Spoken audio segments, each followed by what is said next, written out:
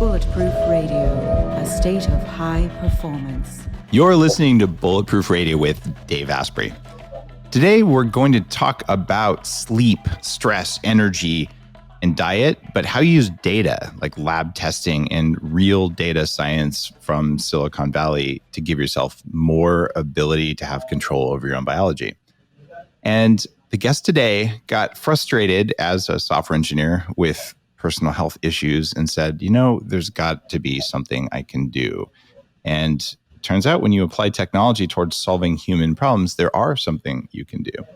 There is something you can do, whatever. Doesn't mean I can conjugate my verbs properly. And what she did is she realized that blood test data was so important, but that it's very fragmented, and it still is today. Her name is Lola Priego, and she said, I'm going to do a data-driven approach to monitoring my own health like you would servers anywhere else. And she's now CEO of a company called Base and left the world of tech in a path that you guys may know something about if you're longtime listeners, where you realize, if we can manage millions of servers, couldn't we manage just a few cells in our bodies? So Lola, welcome to the show. Thank you, Dave. Thank you for having me. I'm thrilled to be here. Now, you were a software engineer at Amazon and Facebook and Instagram and places like that. And you actually worked in one of my favorite areas where you looked at application network performance. Like, how does the network affect that? That was the big focus for 10 years of my career. So I feel like I'm talking to someone who's from this bizarre tribe of people who talk about latency and packet delay and all that stuff. And I'm just going to go deep on this first question for you. Is there such a thing as mitochondrial packet delay?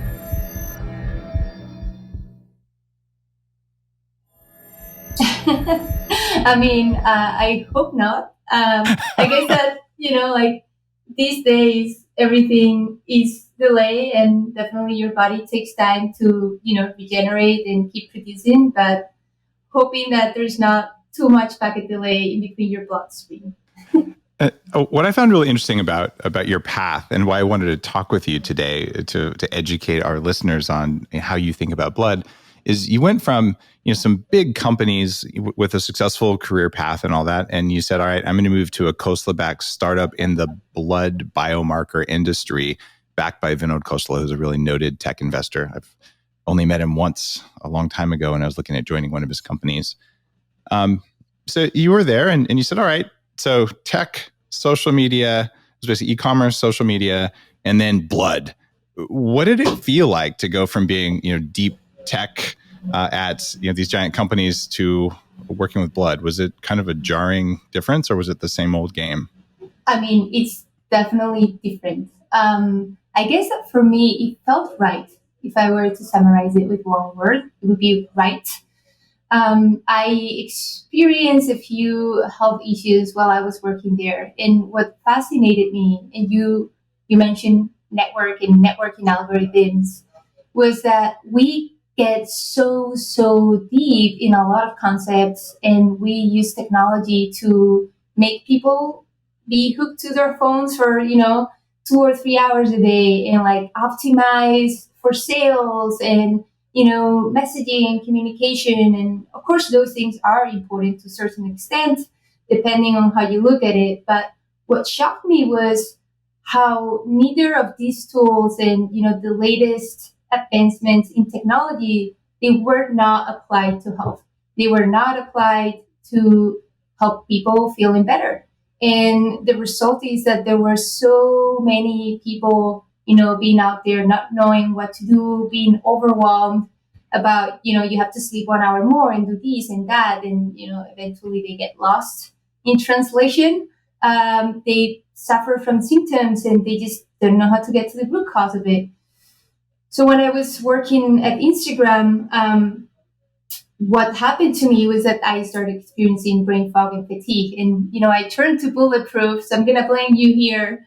Sorry. I turned to, I went online and I tried to find sources that would help me navigate the situations. And I actually landed on a blog that was not Bulletproof, that, they were talking about how the keto diet, full keto diet, it's great for you. You will be super energetic and so forth. So of course, I turned to the full keto diet.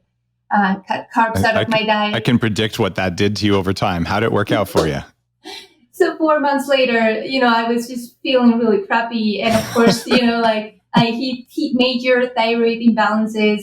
My LDL skyrocketed because, I didn't pick the right fats as well. And it turned out that my brain fog and fatigue were stemming also from severe vitamin deficiency. So there I was, after I got some lab results back, finding myself stupid. I'm like, hey, I did all of these. And of course, I Googled after that, Dave Asprey keto diet, and I found your take on the keto diet and why carbs are important. It's kind of funny. Cyclical keto is not keto, and I'm aghast at where the world of keto is today, because I did all of the things you just did back in the late 90s, where I feel so good, and then you get wrecked by it, and that was why the Bulletproof diet was something different, because it was like you just go in, go out, go in, go out. Okay, so but you broke yourself 4 months, especially for a woman. I'm guessing your other hormones were like your reproductive hormones, estrogen and all that were also completely wrecked? Yes, they were slightly imbalanced. They were slightly imbalanced. So what all lab tests did you run, and how much did it cost you to run all these lab tests to find out what was going wrong with you? So, the journey was wild. As you can imagine, the healthcare system is not designed for these kind of things. You can just imagine the endocrinologist face when I showed up there and I told him that I was doing the keto diet to feel more energetic. He looked at me like I was the biggest weirdo ever. And he was actually not even that familiar with the keto diet back then. This was early 2017. So you could tell that he was still lost as to why are people doing the keto diet. It was just becoming a trend. And then eventually I had to, because I pinged my colleagues from med school, I actually went to med school for 1 year, side note. I realized quickly, in reading your clinical evidence that, there could be hormonal imbalances and so forth. So part of the hormonal imbalances test was covered by the insurance. The vitamin test was not, which shocked me. I think that the total was about $250 for the vitamin test, which shocks me now that I know the price and the cost. Right. And then for the hormone test, I had to pay a copay. And keep in mind that I was working at Facebook, so top tier healthcare insurance too. It was really painful. It also took 1.5 months to get all of that data back. I found it really disheartening when I was working on all this. I ended up spending the very beginning of Bulletproof, I spent $300,000. I spent more than $1 million, but a lot of that was on upgrades versus, just getting back to base. And what I really found out was that if I was all excited about working on something and I asked for data and I got the data back, like I said, 6-8 weeks later, it's really frustrating because by then your motivation is a little bit kind of flagged. And so I found that rapid feedback is really important for making personal change. That's why I like my Aura Ring or any test where, I sent it off and I got it back in a few days. So you got all your stuff, you spent some money, and then you had a bunch of different, really just written reports. So as someone who knows a little about manipulating data and all that stuff, what did you do? So you touched on motivation, and this is one of our core pillars here at Base. Really quickly, before answering your question, something that I did after all of that was, after looking at Bulletproof as the brand that was the most informed on the clinical field from a data perspective on keto diet and how to basically craft a diet that it's balanced and it makes sense with your biology. I started studying your books literally, underlying, okay, I have to do this and that. And as a super busy person and engineer, what also struck me was, hey, I know that I have to do all of these things, but if I could only know what to prioritize right now, is it my magnesium is really low, so I have to make sure that, I incorporate these things into my diet, or my vitamin deficiency, is it that, I should be focusing more on balancing my fats and my carbs. So what is it really, the thing that I should be prioritizing today? And I found data as that source that would keep me motivated. So for example, right after that, and then you mentioned that startup that I went to, that I transitioned into back by COSLA and in the lab industry and so forth, what I quickly learned was that knowing that you have that monitoring and that lab test coming is really motivating. It kind of helps you to stay on track and to break things down for humans that have other things going on, but still want to invest in being healthier and feeling better. So that's the part that it's really interesting for me. Just to tie it back to the story and to answer your question, what I did back then, and this was the shocking part, I mentioned that my cholesterol was high. Can you guess what the doctor told me? Let me guess. He told you that you needed to go on a low-fat corn or low-fat diet. If you eat fat, it should be corn or soy oil or canola oil, and then wanted to put you on statins. Did I get it right? So, yeah, pretty much. And the fact that really shocked me was that he wanted to put me on medication. Let's keep an eye on these, and if it keeps being high, we'll put you through medication. To me, that was shocking because... Well, you're from Spain, right? Things are more sane on the other side of the ocean around there. Exactly. I mean, healthcare is so different there. And that's right. Like one of our approaches at Base is healthcare data should be affordable, should be accessible. It should not be managed by, these middlemen that they just want profit from drug prescriptions and a few other things. And I think that ultimately, not to really bash doctors again, I went to med school and I know where they're coming from. They just had too much on their plate, right? You cannot be the best at like helping someone not to die, right? Or like bringing someone from death to life. And then also helping someone with nutrition and exercise and having the user interface to be the coach. And it's just too much, right? So I think that's what we also know at Base, that doctors just have too much going on. So we should mention Base. So I've kind of walked through your path and how you became aware of what was going on, how you solved the problem. And you started a company called Base in 2019. And congratulations, you raised $2.1 million, but now you have board members, don't you? We actually raised a little bit more lately, but we are announcing that round a little bit down the line. But we have a really VIP people coming onto the cap table, which makes me super excited. Congratulations. That's amazing. So you took this experience and you said, all right, and I'm going to paraphrase this, but your thinking really appeals to me, but you're stack ranking what to do. So that you can tell someone the most important thing that'll give you the most ROI. And now that's kind of language out of Superhuman, but what's going to give you the most energy to do first? And that actually creates relaxation in people. Because the biggest thing I hear from people like, oh my God, Dave, you have 3,000 blog posts and 900 hours of podcasts, and that's 2 years of college worth of content. How would I know where to go first? Right. And you're saying, well, let's look at your blood tests and then we can tell you where to go first, which is something that I absolutely support. Are you working with doctors to do this? Are you going direct to consumers? Both? I know you have a consumer play, but is this something that my doctor could work with you on? We work with doctors and algorithms. So what's going on at Base in the background is... And you mentioned your audience is like, okay, there's a lot of content here. Where do I start? So there are two starting points typically. Typically someone is struggling with a given symptom. Let's say they are brain fog or fatigue like me, or they can't sleep.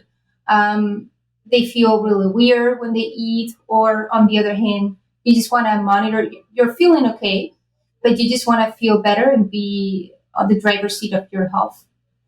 Now, what we do is we combine data. We use the data that has been out there for, many, many years, that it's biochemistry and clinical trials. And basically what we are doing is sitting doctors at the table and being like, okay, if someone comes to you and they are fatigued and brain fog, what would you be looking into?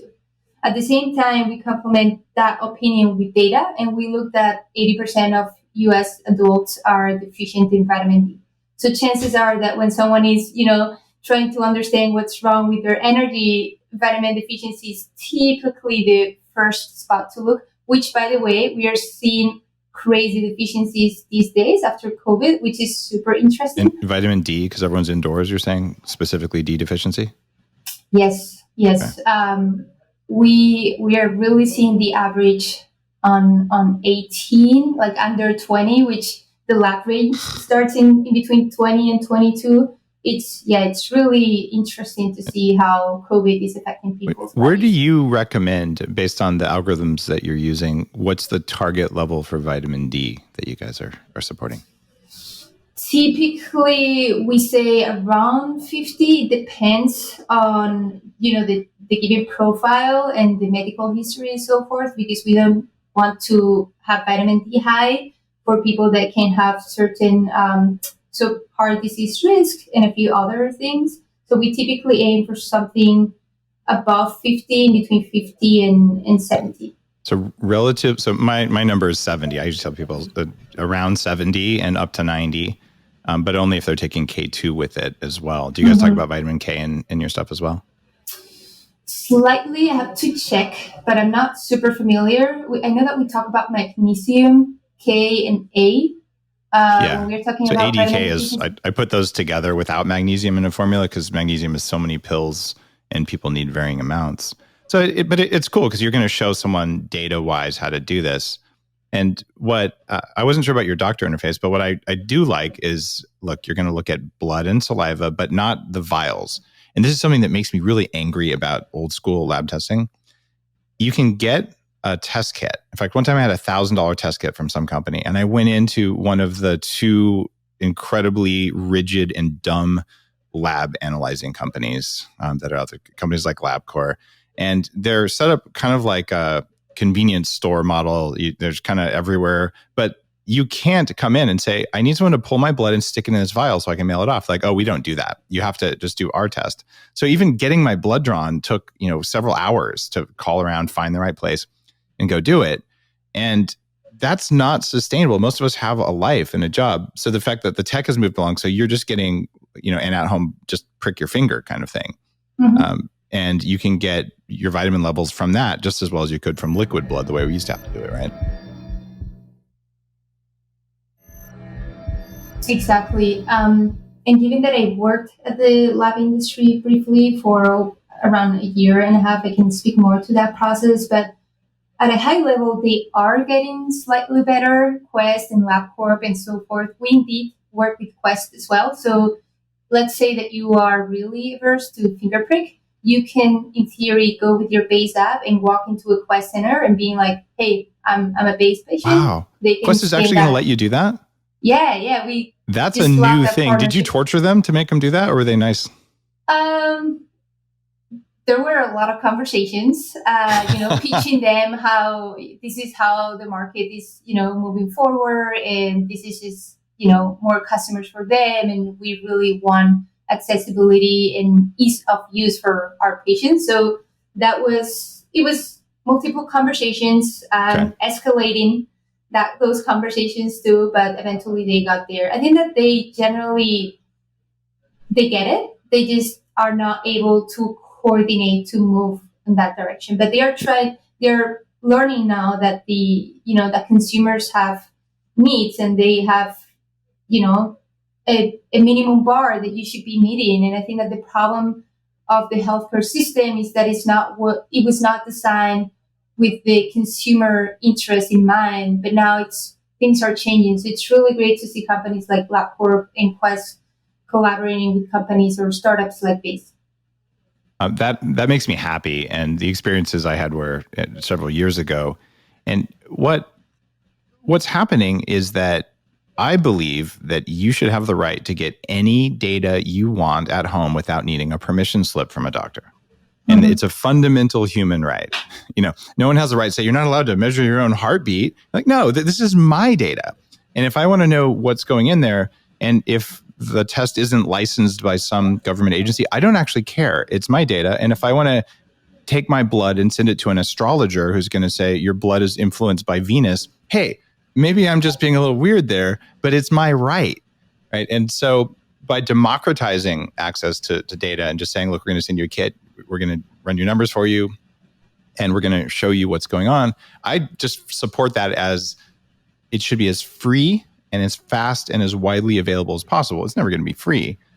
But I love it that you're making it understandable, because the number of random lab tests I have in a folder, all in different formats on my computer going back 20 years, it's insane. And it's just not something that I ever want to deal with. And I feel like you're making the simplest decisions data guided instead of just a shot in the dark. I've often said that the reason I had to spend $1 million to upgrade myself is I didn't know which $250,000 was the right $250,000 of that to spend, right? Because I didn't have a stack rank list. So I'm like, I'll just do the whole list. And I recognize that, I'm very fortunate to have been in a position as a tech engineer and all that to be able to afford it. But also, I didn't think I could keep working if I didn't do it because my brain wasn't working. And if you're doing deep tech work and you can't think, you're going to be unemployed. And I was very worried about that. So there's a sense of desperation that led me down this path. How desperate were you when you decided you were going to go down the data science for health path and start base? On a scale of 1 to 10, probably an 8. Yeah. And as you said, right, like you were someone that was super motivated to learn and improve. And what we believe is that you're on the side of the spectrum that was super, super motivated. But what we also want to help is the people that cannot afford it, they need that little push to, start improving, getting to the root cause of their symptoms. And as you said, I was desperate in a way that it's, hey, I've been brain fogged and fatigued and I cannot do the things that I love. I finish work, I have these plans and I cannot do them. I physically can't do them. And it's so frustrating because you feel like you're missing out in life. And it's just so frustrating that I have all of the tools in the world to buy things, as we said, like for social networking and a few other things. And I just cannot look at my body data to learn why this is happening today. It's really hard to even know where to start. You're blocked. You're fully blocked. So what do? You go to Dr. Google. You start trying out random things. I think that you did it right? Like you went and you build the building blocks of knowledge and understanding the medical side of it. But as you said, for those that don't have that time to start learning from scratch, you go to Dr. Google and then you start to randomly try out things. Chances are that typically you're not going to solve it using Dr. Google. So we see a lot of users that come to us because they've been trying melatonin for months and they just still cannot sleep. And guess what? When we go and give them their first test that we typically look at into their circadian rhythm, they are not producing enough melatonin. They have really, really low levels. And it's like, hey, like there's something here going on. You were taking a lot of melatonin a few months ago. You were overdosing. Now your body's not producing that melatonin. Let's go and understand, right? Why are you not producing that melatonin? While in the meantime, let's give you fixes that could help you get to a better quality of life. So we definitely, see a lot of people desperate. I was desperate myself, but I was even more frustrated just seeing all of the tools that I have available at a big tech company that were not used for the right things. I want to mention now too that you're kind enough to offer 20% off for listeners. So get-base.com/Dave. You guys can go there, use code Dave and save 20%. It's pretty affordable anyway. What do you guys charge for signing up? We are $59.95 a month. We believe in continuous monitoring and testing to get to the root cause of your symptoms or to just monitor the things that you care about. So it's wait a minute. Are you saying that if you make a change, you should test again after the change? Yes, of course. That's pretty radical. You should just take some drugs. I mean, come on. so this idea of make a change, see if it went in the right direction. Make a change, see if it went in the right direction. It's how you do it, and it's just inconvenient. At least it was. But the idea that how often do the tests come? You can choose in between monthly or quarterly, depending on the type of user that you are. Okay. So depending on those, you would go into these two type of subscriptions. I think that also something that you mentioned, right? If you have a specific symptom, we can go and run a $1,000 worth of tests, or we can look into the highest ROI type of test. So, for example, looking into vitamin deficiency first, and then depending on those results, let's say that your vitamins are low, or they are high, or they are pretty much in the middle range. We'll know, depending on your profile, where to keep looking. So it's more like a continuous path to start looking into your data instead of running a lot of tests. You get your results, and you go on one way, and we go on a different way. What we do, and the way BASE works, is that we believe fundamentally that it's going to take a little bit of time, let's say 2 to 3 months, to get to the root cause of certain symptoms and fully understand the full picture. And then, as you said, in order to improve, it's not a one-size-fits-all. And you also need to know exactly to what extent a certain supplementation or diet change is working for you. Not only that, but let's say that you're monitoring your health. For me, I use BASE today as a way to check with my health. So, for example, a funny story: I just got my diet track results, and for this one, BASE was checking my lipids panel and sugar. We look into several things within the diet track, but what's funny was that during quarantine, I found this gelato store that, quote unquote, could be healthy. And I never eat refined sugar. But I'm like, you know what? This life is hard right now. I'm just going to start cheating and eating ice cream, sporadically at night. At the same time, I reduced my workout activity because we were in a soft launch phase. What happened was that my results just, got to my BASE app. And of course, my HDL was low and my triglycerides started to go up. It's a nice reminder that it was nice cheating and not working out for a little while, but it's time to get back on track.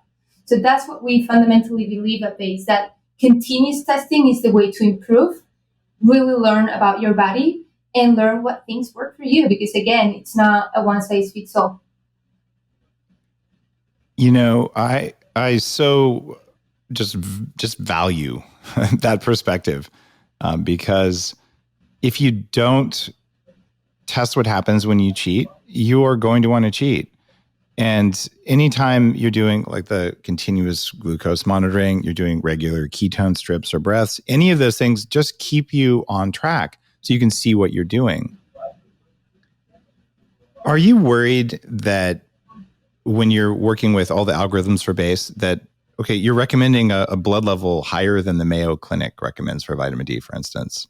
Are you worried that people are going to come and say, you're not scientific or something like that? Like, how do you deal with that kind of, we must do it the way we've always done it, even though we have more obesity and diabetes and all these other things than ever before? How do you balance that out as an actual company? That's a great question. We actually don't fully recommend a given level because we don't want to get our hands dirty in that, in that conversation. So what we do is like, hey, based on your profile, we give you an optimal score. So we gamify the whole process and we calculate 100 around, over 50. As you said, like we see great reports for people that might be at 70, 80, but then you have the medical community that's saying like, hey, but you can have calcium in your heart if you have high vitamin D levels, so forth. So we basically show you the laboratory range, and then we have a healthy range that will go something along the lines of between 30 to, let's say, 90. And then the 100% optimal score will be around, right, like that 55, 60, over 50s, as I mentioned. What we do is just basically saying like, you're still going to be healthy within this range, because it's also not our position to go and say that like something that is outside of the lab range would be, or something that is within the lab range is not healthy, but we frame it as an optimization score. And then where we do have an opinion and give people recommendations is, once you get your results, we match your results with clinical trials. So we've actually spent 1 year data mining thousands of clinical trials, triaging them, because, the scientific community, sometimes they publish things. Walnuts are great for you. And this may be a bad example, but you go and you look at the map of the results of that clinical study, and whether you see, that 60, 70% of users had a great experience eating walnuts to decrease their triglycerides, maybe you have like 20% of outliers. So I think that that's important for BASE to understand everything that's going on with certain levels and how they correlate with symptoms. And where we do really recommend things is based off your results. As I mentioned, we match your data with clinical trials out there, supervised by functional medicine doctors. And then we start telling you what changes to incorporate on your diet, supplements to take, lifestyle, and so forth, in a way that it's very digestible. So we only give you the top 4 things that you could be doing at a time. And those things refresh every couple of weeks. Honoring inconvenience as an important factor is so important. And I'm 100% with you. 24-hour salivary cortisol, where you do a test 4 times a day to see, oh, wait, I have too much or not enough in the morning, but maybe too much at night. And all. It's so much more useful than a one-time cortisol measurement from blood, which is what a lot of doctors would go on. And since it's a circadian hormone, it's kind of a garbage data point if you just have one. So the idea of collecting that, and it doesn't really matter if you're off by 10%, the shape of the curve will be the same. And it's enough to say I have a problem or I don't have a problem. Exactly. Now, there's another part of the algorithm, and I want to dig a little deep on this. Is you're saying, okay, we're going to make personalized supplement and lifestyle recommendations. So many times I've seen, lifestyle recommendations that mirror like the American Dietetic Association guidelines. These are the people who give you diet Jell-O and like corn syrup and stuff in hospitals. They do not know how to feed you. Like they should call it the American Diabetic Association because they cause diabetes with their recommendations. So where do you get the knowledge on lifestyle recommendations? I started writing all this stuff down because people had told me exactly the opposite of what I should be doing. They tell, cut saturated fat. I'm like, no, stuff like that. So how do we know that your lifestyle recommendations are actually the right ones? Short answer is we are not certain, but we have a good level of confidence. Again, it's not a one size fits all. And we give you the tools for you to learn that this is actually the right change for you to measure it, right? So what we are looking into is not other people's opinions. We don't want that. We are directly looking into the data points of clinical trials. Now, take this with a grain of salt. Maybe the scientists that published that specific study decided to not to publish the data points. Things could be, the context could be different. But what we are doing is collecting those data points of evidence. So let's say that, for example, again, your HDL is super low or your triglycerides are really high. And now we see a lot of evidence that walnuts will help you bring those triglycerides down, or, reducing fruit, if this is actually what you're doing right now, having too much fruit. We are compiling those data points of intervention to biomarker change with a given direction and with a given intensity. We parse that, we put that into a database that it's interpreted by an algorithm. We also supervise cases on a biweekly basis with functional medicine doctors to also bring that expertise and that opinion, but with the baseline of the data to start with. So that's something that I found really interesting, as you said, because the scientific community is also trying to catch up with the way we evolve. So, for example, the keto diet, my problem with the keto diet is that I was relatively early on. You were talking about all of these things, but no one else was. The result that I got thyroid issues. Now, if you go online, you find that really quickly. Why? Because the scientific community and people started to pick up. So now what we want base to have an opinion here is to give you the measuring stick for you to start looking into how certain things affect your specific levels based off what you care about. And that's all we are thinking, or all we care is that you understand that there's already evidence about your levels, that you can, take that, ingest that, but also that you should be measuring that to see how much it's helping you. And hopefully it's helping you. And I think over time, what happens with a setup like you have, you'll see, well, if our recommendation is this, and you're asking in your quiz, okay, what are you doing? You'll actually have the data point out that the recommendations don't work, so you can change them. And this is what's been lacking from the world at large in health. It should have been obvious back when I weighed 300 pounds and I worked out an hour and a half a day, 6 days a week for 18 months on a low-fat, low-calorie diet. By the way, I stayed fat at the end of that, but it should have been obvious what that would do to me, right? And it did actually break my thyroid, and it did add muscle, but I did not lose fat. It was at least not very much. But the recommendations were something that I followed without good labs in the very early days of this stuff. And it was only after that I started getting labs and really digging in on the data. And I had that kind of horrible realization that, oh my God, I've been doing stuff that doesn't work.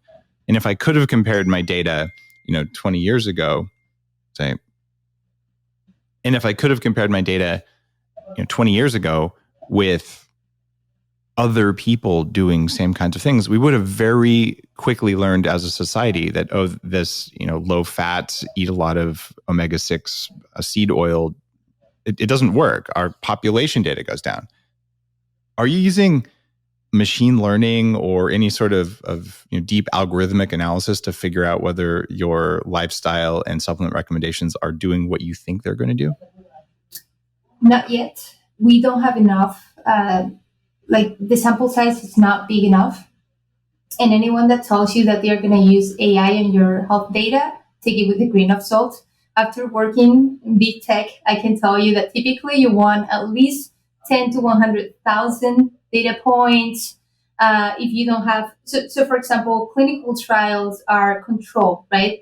They have certain rules, they have guidelines, but when you are out in the wild for base, we really, we cannot be super certain that someone has been taking certain supplements religiously. They may tell you so, but it may not be accurate. So you need a big sample size in order to start plugging in machine learning, which is our plan. And something that we always compare based to its company KPIs, right? What we, if I give you the analogy of a company KPI, how does a company fundamentally achieve their goals and get there? They establish certain KPIs that correlate with that goal, and they just measure that, track that, and work towards improving those KPIs. And that's what we basically do at Base, right? Those KPIs will be your biomarkers that will correlate with your goals. So depending on what are your goals and what's your profile and what you care about, we're going to decide and determine what are going to be the major KPIs that we're going to be looking into. And then we're going to work together towards improving those, such as you can start feeling better. Now, as you said, right, in order to give you recommendations based on AI, we are going to need to be able to have at least 10 to 100,000 subscribers doing those specific recommendations. But in the meantime, we look into those randomized clinical trials and source the data from there, mixing that up with the expert's opinion. In 2006, I started one of the early self-service, at-home lab testing companies. We were looking for immune activation to all sorts of stuff. So we were doing like a radioactive white blood cell counter. which is a really horrible, hard to collect test. So that's why I ran into so many problems with the big lab testing companies who didn't want to deal with drawing blood and whatever. And we did end up getting a contract to do it. But then I always ran into the New York State issue where citizens of New York are not allowed to have access to their health data only in that one state because the testing guidelines are bizarre. Can you send test kits to New York? We do. Actually, Yay. Yes. And we are in conversations, very frequent conversations with the New York State Department of Health. The thing for New York State Department of Health is that it has billing complexity, so we have to make sure that we meet with those guidelines. For the health data, there needs to be a doctor involved. So we went through reviews with the Department of Health, and the fact that, as I mentioned, they bring the doctors in for reviewing the data, making sure that the recommendations are not too crazy. We clearly say that within those recommendations that they are not medical advice. So meeting certain guidelines, we are able to operate in New York State, which is great. We actually, fun fact, when we launched for the first time, we got a truck, an all glass transparent truck that we decorated as a home. And we put that in the streets of New York City for 12 days. And that's when we started talking to the Department of Health just to make sure that we could have a phlebotomist there, a lab picking up samples from a truck. Again, this looked like a home. So take that, with a grain of salt. And I have found them, again, to be conservative. I can understand where they are coming from. And I think that if you really do your homework, there is a way to meet those guidelines and still make health data accessible and also affordable to people in New York. I really appreciate that you've gone to that work. I know hundreds of New Yorkers I've talked to who have a separate address outside of New York so they can get access to lab testing. That's hilarious. I just drive across the bridge, pick up my packages or have them forwarded, and then they do it anyway. So I'm glad you were able to navigate that because New York needs to become standardized with the rest of the country and just say, hey, you're allowed to get whatever lab test you want. What do I know? That whole health freedom thing where you should be able to do what you want to your own biology. Exactly. Now, what about the government side of this? Is this something that would be covered by flexible spending accounts, by health insurance, or is this just entirely like I'm managing my own biology? You actually can use your HSA and FSA dollars for base today, which is great. We have plans to talk to to insurance companies, and we're already talking to Aetna and CVS Health and a few others. The plan here is to show them the data that this is actually helping people, people's health, and helping people feeling better in order to start having regular insurance cover for base as well. You always have, as a company of this nature, you can always go directly to employers that they care about their employees and they are more forward-thinking and open-minded.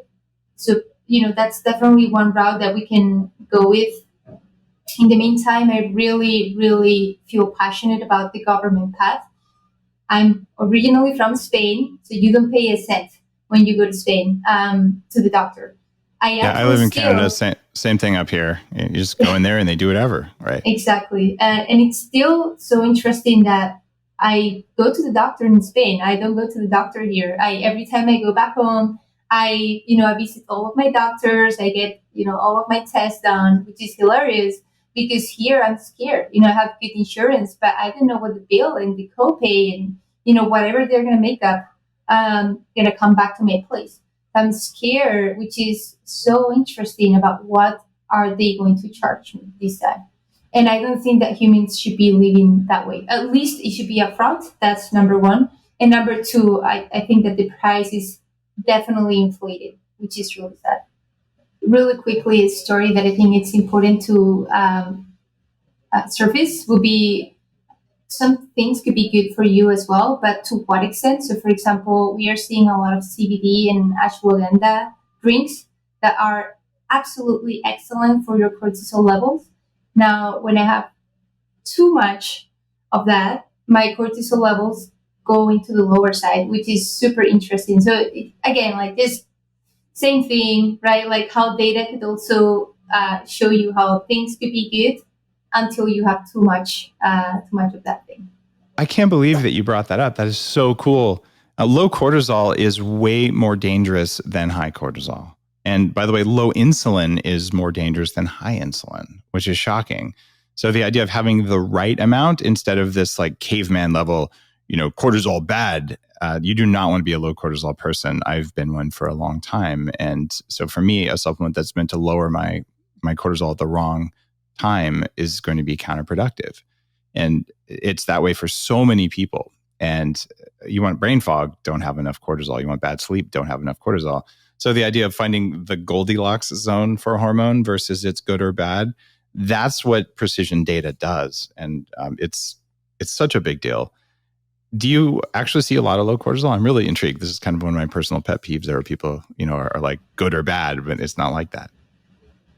We do. I would say maybe out of the cortisol that it's out of balance, 70% it's high cortisol and 30% is low cortisol. And people are, the first thing that they ask in the customer service chat is like, wait, I thought that low cortisol was a good thing. And we're like, no.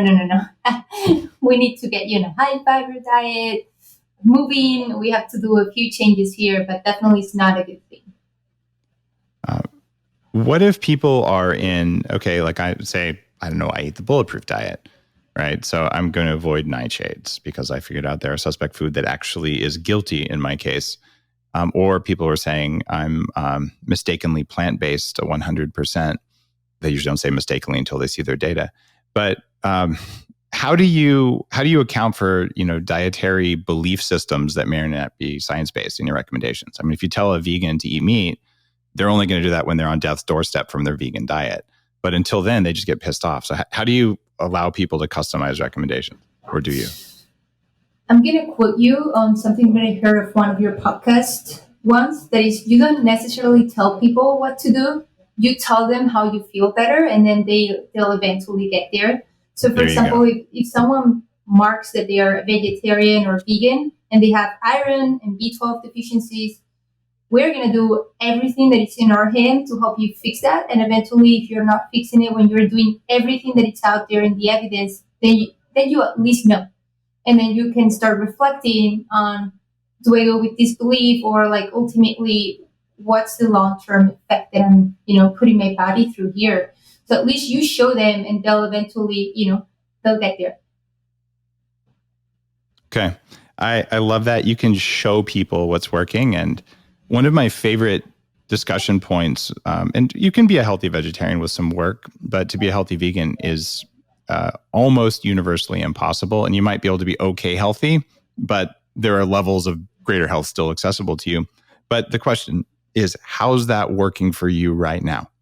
And there's one is, how do you feel, right? And then the other one is, what do your labs look like? And if there's someone who is vegan and they have great labs and they feel amazing, good for you. Like you're the 1 in a million or whatever the number is, and that's okay, right? It's just that, how's it working? And most of how it's working is invisible, because until you've done enough lab work that you can actually know, oh, this is what it feels like when I have low blood sugar or low blood pressure, or this is what it feels like when I have too much iron or not enough iron. And I actually know how those feel in my body because I've had such rich access to the data for that long period of time. But am I going to detect whether my copper is a little too high outside my red blood cells? Probably not, to be perfectly honest. That's why I get my data. And it's so much work, and I've become a pretty strong expert in it because I had a need to do it. And for you to take a lot of that, years of study out of the equation, because frankly, no one's going to do that unless they're really sick. So I think that's the function of the algorithms and the recommendations you guys are making. So I think it's a really meaningful addition to the world of biohacking, because we have companies like Viome doing the gut bacteria stuff that's really good. And we have companies like the DNA company looking at functional genomics, and that's really good. But then like checking in, okay, I've incorporated all these different pieces of advice, but is it working? And it's that final piece. And if it's not, how do I directionally change things without knowing everything? I think that's cool. And that means if you want to take some weird peptides or some kind of Russian pharmaceutical, you can still say, well, hey, maybe it magically changed my inflammation and I'm superhuman now, but it should show in your labs, and maybe it will. Do you have some sort of functionality in the app that lets me like take notes? Here's all the other weird stuff I tried. Not today. Definitely in the roadmap. It's interesting because I want to do that personally because I cheat, and I've started cheating now that I'm more busy. And it's just helpful to know, like, okay, how this is something that it will never show up in the app, right? Like cheating and what not to do. We don't get too much in there, but at least to be able to mark certain things and to start noting for myself as months go by and as years go by, hey, remember that this is what ice cream did to you, right? Or in order to discover new products, you said it yourself, right? Like maybe there is this new weird product that comes out of nowhere that people think that is black magic, that it actually works. We would love for base to learn about those scenarios, such as then we can plug in the AI component and we can start recommending that to other people that are similar to the ones that are having success with that specific product. So that's something that as we grow and we get more data points, we would like to start incorporating within the app. Okay, I really like that. I really like that answer. I like that perspective. And over time, I would hope that right now I tend to put it in my Aura Ring app. They have a little ability to take notes, and then I correlate it with my heart rate variability. So I do think that the advanced biohackers are going to want to do this. But for people who are listening who aren't biohackers, and there's tons of people who are just saying, I want to be healthy. I want to feel good. I want my energy. I want to lose weight, whatever. That ability to say, I wonder whether what I'm doing right now with this bag of potato chips is working. So you can put the bag of potato chips somewhere and track it. And it would probably be helpful if that's in the app. Because then you're saying, look, I had, 50 doses of potato chips. And what did my inflammation markers, my blood lipids, and my HbA1c do? Maybe I should back off. So those kinds of things, that's what causes behavior change. What doesn't do it is shame and self-loathing and all of the things that certainly have been a path of almost anyone who's been really obese. It becomes something that's probably there at one point that you may deal with, you may not, and you can deal with it whether or not you lose weight. But I think the data there and the connecting behavior to results changes behavior, which is awesome. Lola, if there was one lab test that you think everyone on the planet should do first, given all that you've seen, what would that one lab test be? That's a hard question. I'm going to go with vitamin D today, specifically, just because it's so important. And I know that the clinical community just keeps, getting research studies out on how it correlates with absolutely everything. Everything is interconnected. At the end of the day, it makes sense, right? If you don't have the key component to make energy, everything else falls apart. Which, right, like if your phone runs out of battery, of course, nothing else is going to work well. It's off. Yep. So I'll go with vitamin D. Well, I've been pretty active on social media lately saying that if I had a choice between a vitamin D test and a COVID test, I would choose the vitamin D because I can do something about it. And if you have low vitamin D, you have a much higher percentage of getting really sick from COVID. So that's an actionable data point. Whereas whether you have some PCR test that may or not be useful is really just more of a curiosity than something that you can take action on. So I'm not saying you shouldn't get a COVID test. I'm just saying vitamin D is what gives you resilience. So I love it that of all the things you could have talked about, that's it. Now, if people want to go to get-base.com and use code Dave and save 20%, which of the paths do they need to go down that includes a vitamin D test? Typically, they would choose energy. Energy? Okay.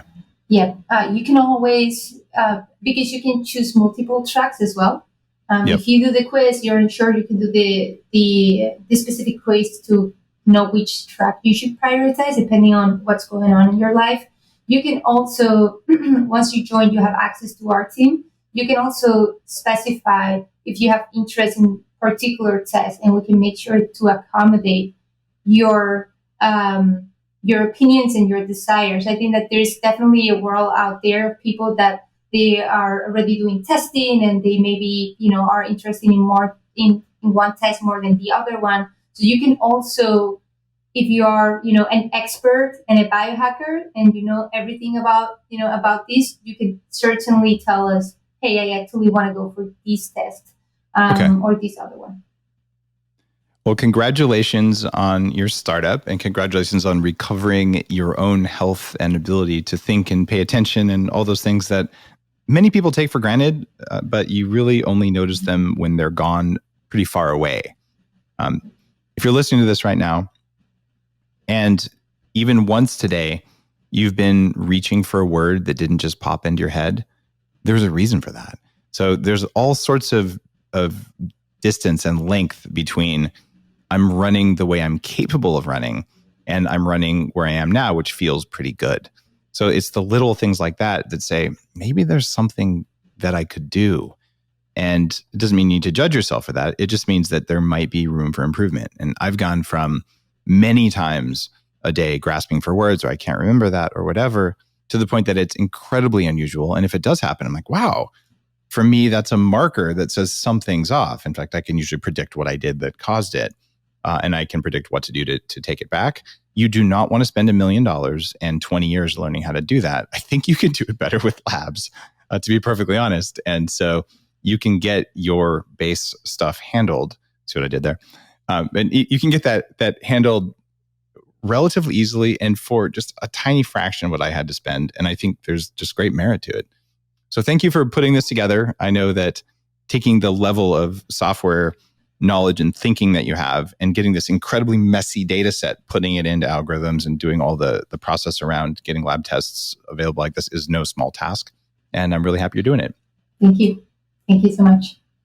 If you like today's episode, you know what to do. Maybe get your vitamin D levels tested. And you can probably do that at your local doctor. Or if you don't want to go to the doctor and you don't mind pricking your finger, you could do that with the base test, and it's totally worth doing. I already mentioned the code a couple of times. Use code Dave there, and it can save you some money.